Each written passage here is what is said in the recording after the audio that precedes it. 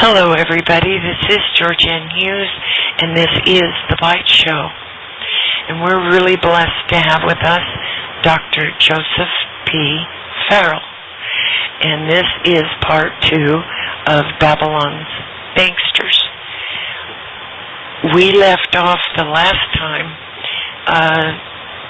talking about the Tower of Babel. And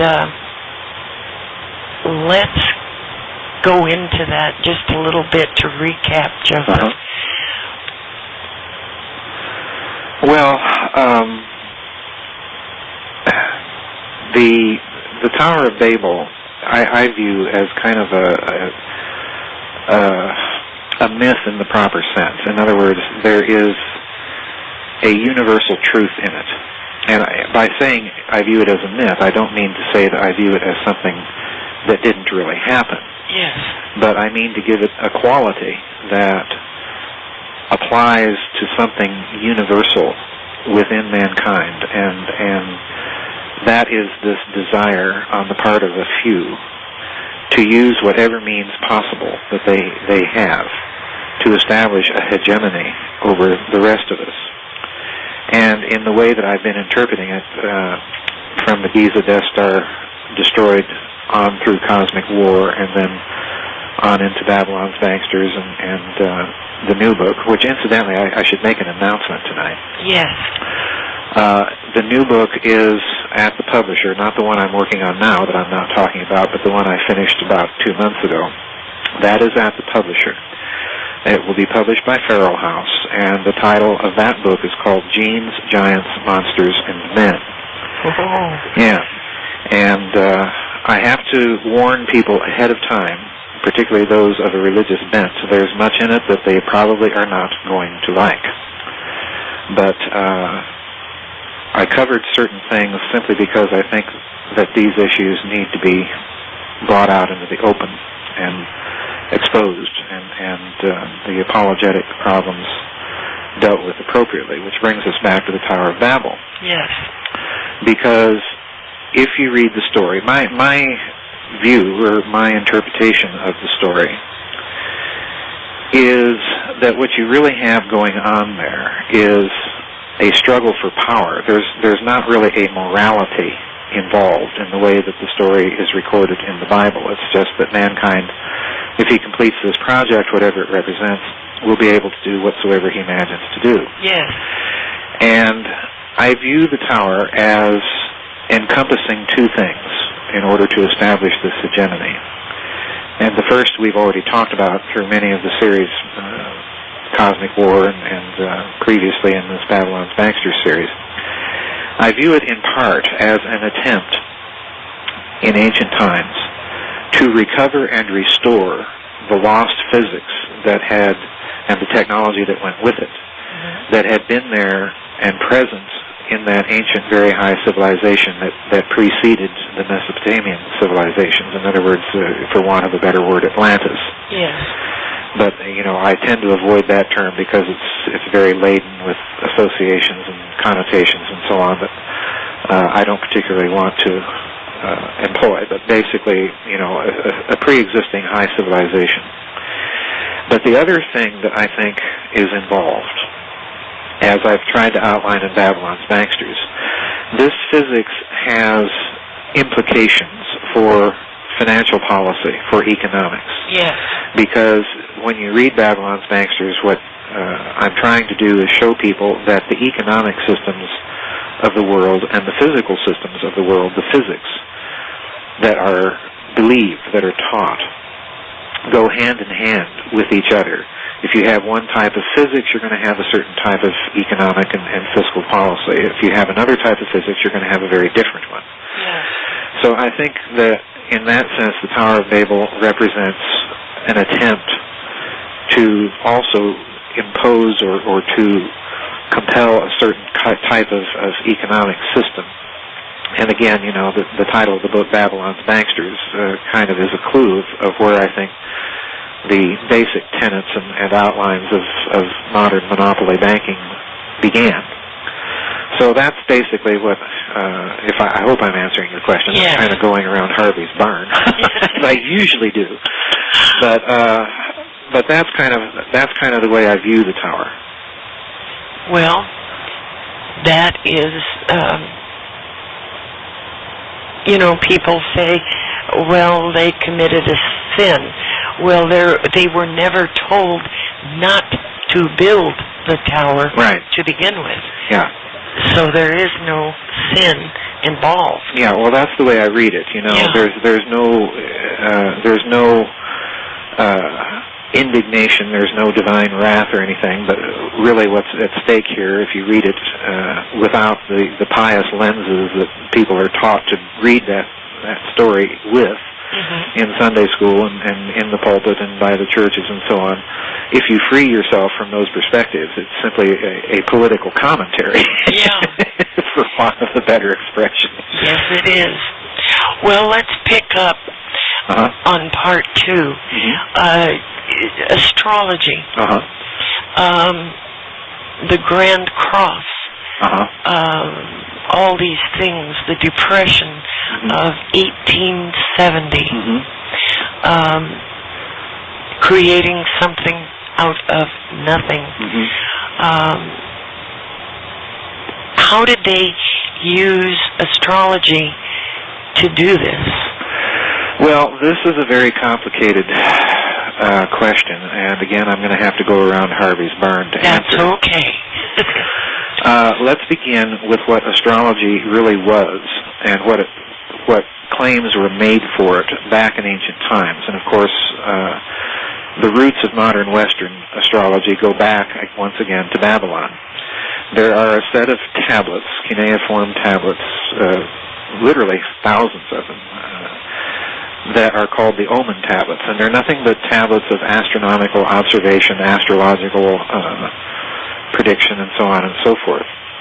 When you read these things, the claim is made in them that these observations were compiled for tens of thousands of years. In other words, what they're telling you, what they're claiming, is that that astrology is a legacy from that pre-existing high civilization in which it actually represented a formal science. Yes.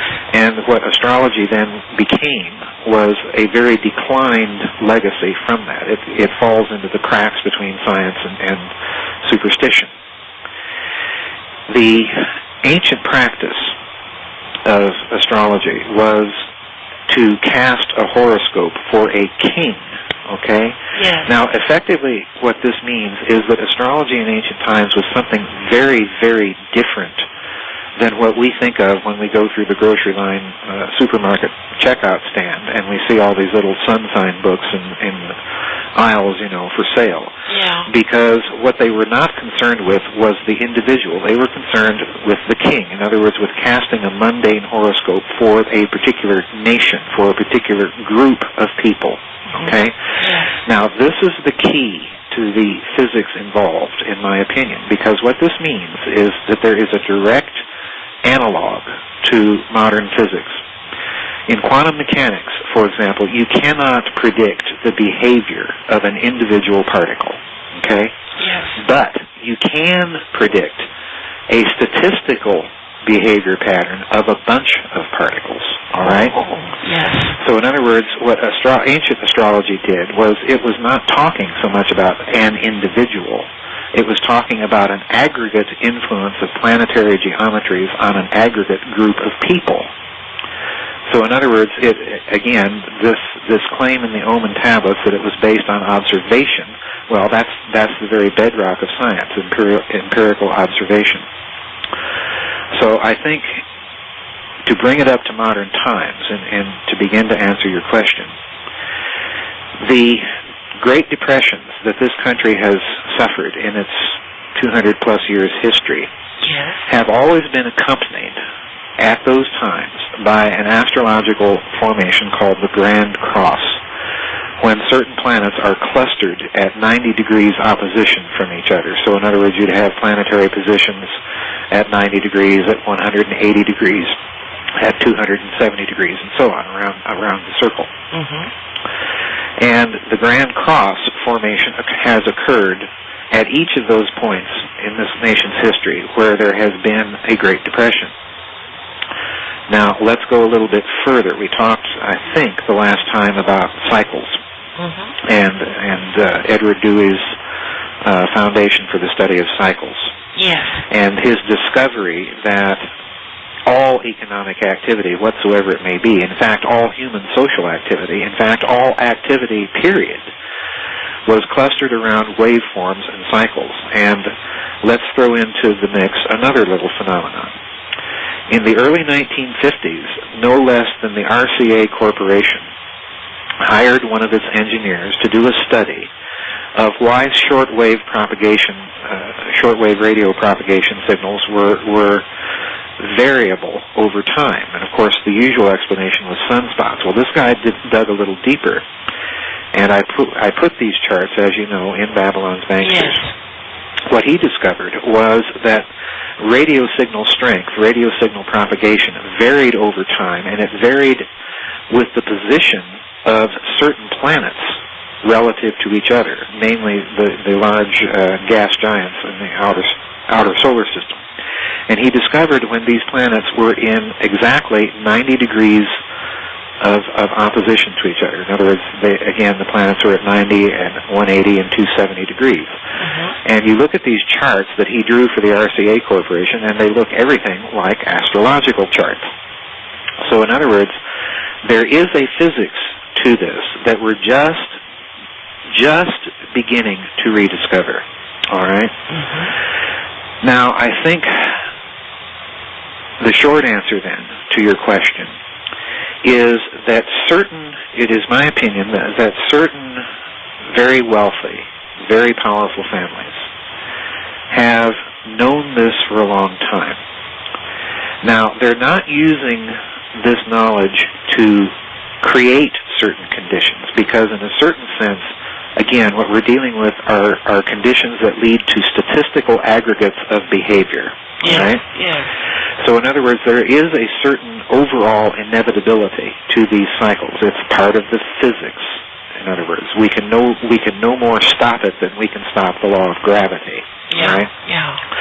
But what they can do is, knowing that certain cycles are going to be in a trend upward or downward at particular times, they can pursue policies depending on what their goals may be at the time. Right. They can pursue policies to exacerbate or ameliorate the trend of those cycles. You see what I'm saying? Yes. So, for example, if you are in a downturn and you pursue a policy that is going to explode things even more, that's going to make the net result even worse. Okay? Yeah. And by the same token, if you pursue the opposite policy, it's going to damp the effect of the cycle. Now, I found it very interesting, and I hope that answers your question, but let me add just one more thing. I found it very interesting that one of the major Japanese banking houses, Mitsubishi Bank, had an economist that is a member of this Foundation for the Study of Cycles. And, you know, that's probably the tip of the iceberg. That's the only bank that I know of that was represented in this foundation, but I'm sure that there's probably others. And this, to me, indicates that at a very high and deep level within the corporate elite, there is knowledge of this sort of statistical pattern over time, and that they can tailor their policies accordingly. Oh. Yeah, that's a ho-ho. Yeah.